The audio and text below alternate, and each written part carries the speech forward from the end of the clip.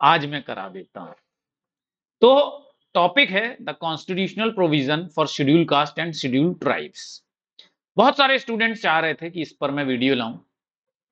अनुसूचित जाति और अनुसूचित जनजातियों के लिए संवैधानिक प्रावधान। चलिए, तो जो इंपॉर्टेंट आर्टिकल्स हैं वो हम लोग देखेंगे। कॉन्स्टिट्यूशन ऑफ इंडिया ने अलग अलग जो हमारे यहाँ ग्रुप हैं जैसे SC ST है, OBC है, उन सबके लिए अलग अलग प्रावधान कर रखे हैं। सबसे पहले देखते हैं फंडामेंटल राइट पार्ट 3 में दिया गया है कॉन्स्टिट्यूशन में हमारे, यानी जो हमारे जो मौलिक अधिकार हैं वो भाग 3 में दिए गए हैं। तो इसमें सबसे पहला आर्टिकल है 15(4), मतलब इसके पहले भी 14 भी है, लेकिन 14 क्या कहता है कि राइट टू इक्वालिटी, मतलब सारे लोग इक्वल है। 15(4) आता है, 15 क्या कहता है? अच्छा, आर्टिकल 15 भी तो पता होना चाहिए। आर्टिकल 15 क्या कहता है कि भाई जो एजुकेशन होगा वो सबको एक सी मिले, है ना।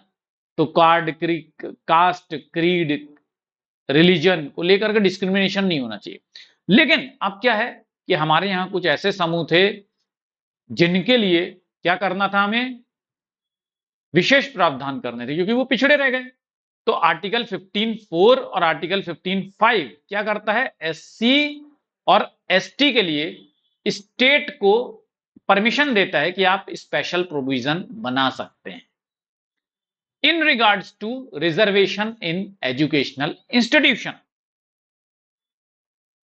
ठीक है, 15, पुराने जमाने में लोग कहते थे कि हम 15 क्लास पढ़े हैं, तो 15 एजुकेशन से है। पुराने जमाने के लोग कहते थे हम 15 क्लास पढ़े हैं, समझे? तो अनुच्छेद 15(4) और 15(5) अनुसूचित जाति, अनुसूचित जनजाति के लिए शिक्षा का प्रावधान रखता है, शिक्षा में रिजर्वेशन करता है। आर्टिकल 16(4), लोग कहते थे 16 साल के हो गए हो तो नौकरी करो, काहे नहीं कर रहे नौकरी? हमारे जमाने में 16 साल का बच्चा घर चलाने लगता था, बच्चे हो जाते थे।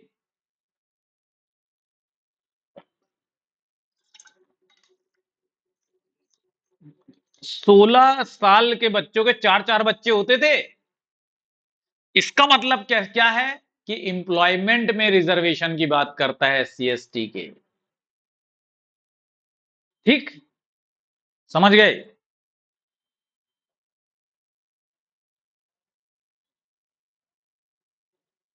ठीक,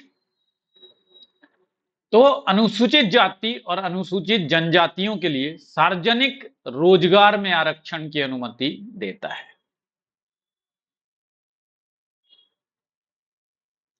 समझ गए? तो 16 साल के बच्चों के 4-4, मतलब 16 साल के लड़के के 4-4 बच्चे हुआ करते थे, और 16 साल का जो लड़का होता था वो जा करके नौकरी करके उनका लालन पालन किया करता था। इसीलिए एम्प्लॉयमेंट में रिजर्वेशन। क्लियर?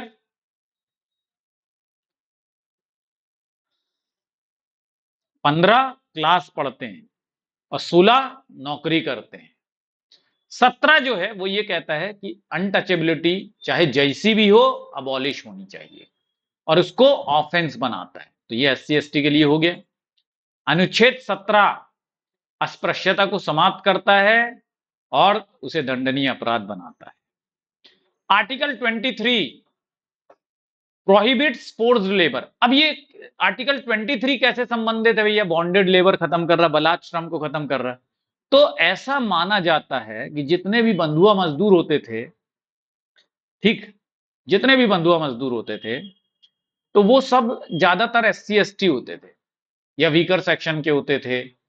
समझ गए? तो इसीलिए आर्टिकल 23 डायरेक्टली नहीं है उससे रिलेटेड, लेकिन इनडायरेक्टली इट इज रिलेटेड। समझ गए? आर्टिकल 46 डायरेक्ट करता है स्टेट को, राज्य को निर्देशित करता है।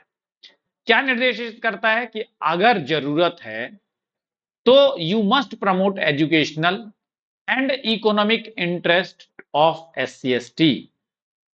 ठीक, जहां जरूरत हो राज्य को, अनुच्छेद 46 कहता है अनुसूचित जाति और जनजातियों के लिए आपको शैक्षिक और आर्थिक हितों को बढ़ावा देने के लिए, सामाजिक न्याय को खत्म करने के लिए सोशल इनजस्टिस को और एक्सप्लॉइटेशन को खत्म करने के लिए राज्य को प्रयास करने चाहिए यथासंभव।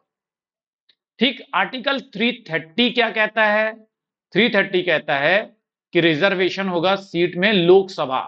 अब 30 है, 0 लगा है, तो लोकसभा देखो ये भी 0 लगा है। ठीक है, याद रखना SC ST का लोकसभा में। अब 332 क्या कहता है? 332 है, तो 2 क्या है? Legislative assembly. तो 2 देखो, गौर से देखो, तो यहां पर क्या लिखा हुआ है? लेजिस्लेटिव।